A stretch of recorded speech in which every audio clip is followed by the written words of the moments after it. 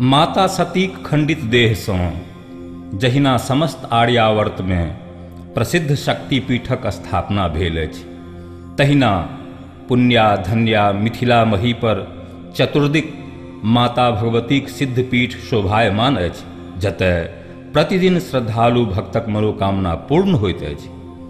प्रतिवर्ष शारदीय नवरात्रि में एहि सिद्धपीठ सभक शोभा देखिते बनैत अछि।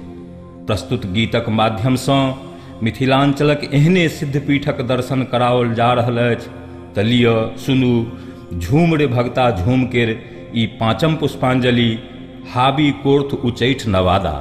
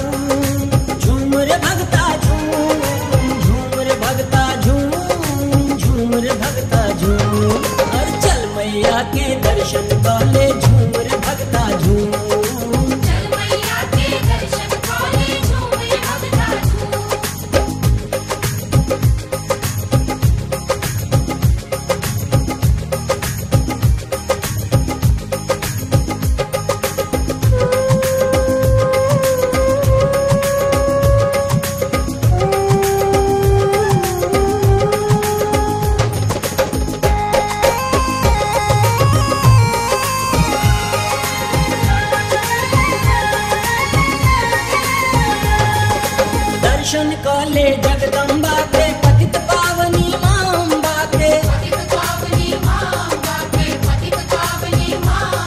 अरे जग जननी ममता के सागर चरण पखारब मां के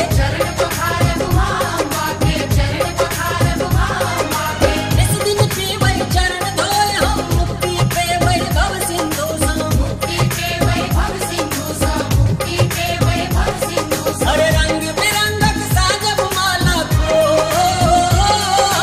रंग बिरंगक साजब माला कुंदर पहने अरे कुंदर पहने चल मैया के दर्शन काले झूम रे भगता झूम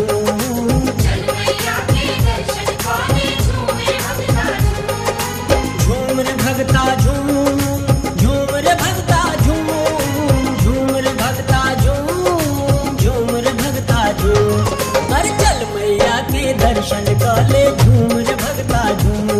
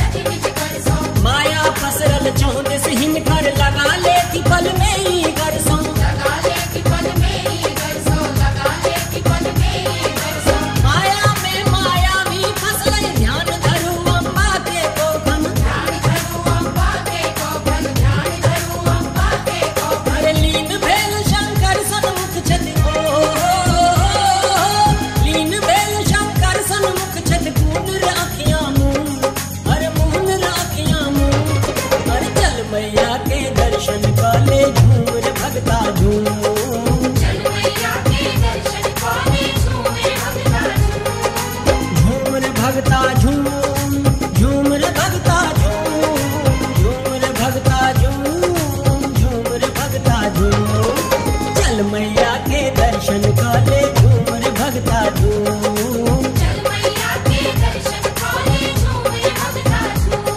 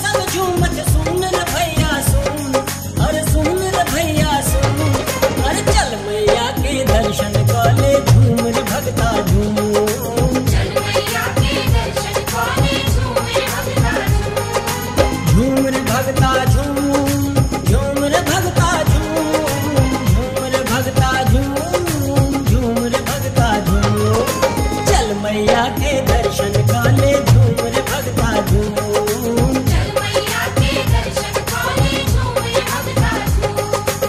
आगे को तू चेच नवादा भंडर सो में धूम, अरे भंडर सो में धूम। अरे चल मैया के दर्शन काले झूम रे भगता झूम। चल मैया के दर्शन काले झूम रे भगता झूम। झूम रे भगता झूम झूम रे भगता झूम रे भगता झूम रे भगता झूम। चल मैया के दर्शन काले झूम रे भगता झूम।